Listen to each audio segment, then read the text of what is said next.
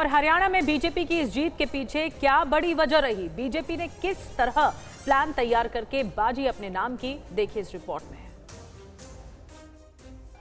हरियाणा में बीजेपी तीसरी बार सरकार बनाने जा रही है। हरियाणा के नतीजे ने हर किसी को चौंका दिया है, क्योंकि माना जा रहा था कि 10 साल बाद हरियाणा में कांग्रेस की वापसी हो सकती है, लेकिन कांग्रेस को अभी भी सत्ता से वनवास ही झेलना पड़ेगा।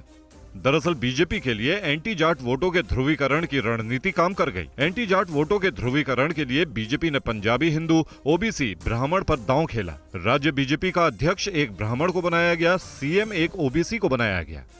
वहीं बीजेपी किसानों और पहलवानों के आंदोलन को निष्प्रभावी करने में सफल रही। किसानों और महिला पहलवानों के आंदोलन से बीजेपी बहुत परेशान थी, लेकिन इस आंदोलन के खिलाफ कोई कदम न उठाकर बीजेपी ने इसे बढ़ने दिया। पहलवानों किसानों का आंदोलन इतना अधिक बढ़ा कि दूसरे वर्गों को चिढ़ हो गई। अंतिम मौके पर नायब सैनी को सीएम बनाना भी काम कर गया। एंटी इनकम्बेंसी का नुकसान नहीं उठाना पड़ा। साथ ही बीजेपी मिर्चपुर गोहाना कांड का मुद्दा भुनाने में सफल रही। इसके अलावा कांग्रेस के मुकाबले बीजेपी का पॉलिटिकल मैनेजमेंट भी बेहतर नजर आया। हरियाणा में 11 सीटों पर ब्राह्मण प्रत्याशियों को उतारकर बीजेपी ने बड़ा दांव खेला था। बीजेपी का ये दांव जाट लैंड में गेम चेंजर साबित हुआ।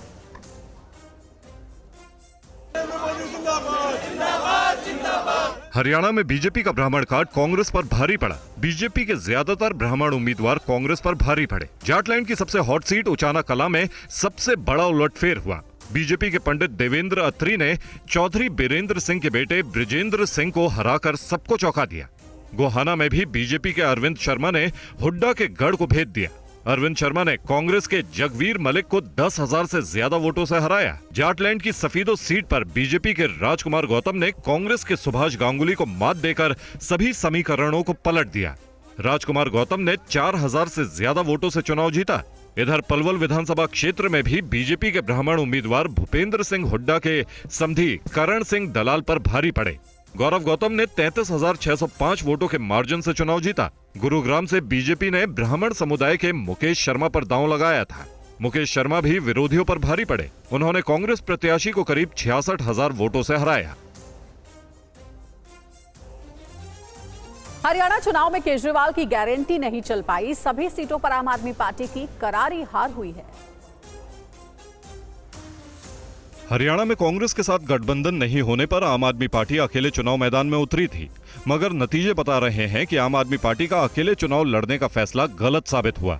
पूरे हरियाणा में आम आदमी पार्टी को करीब 1.25% मत हासिल हुए हैं।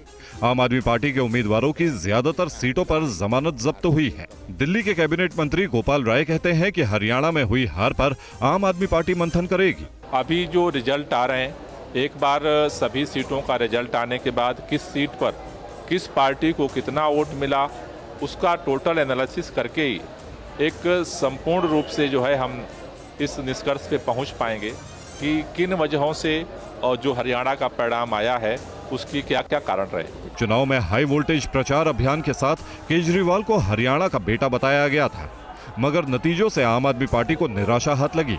कांग्रेस के साथ गठबंधन को लेकर बात नहीं बनने के बाद एएपी ने हरियाणा की 90 में से 89 सीटों पर चुनाव लड़ा था।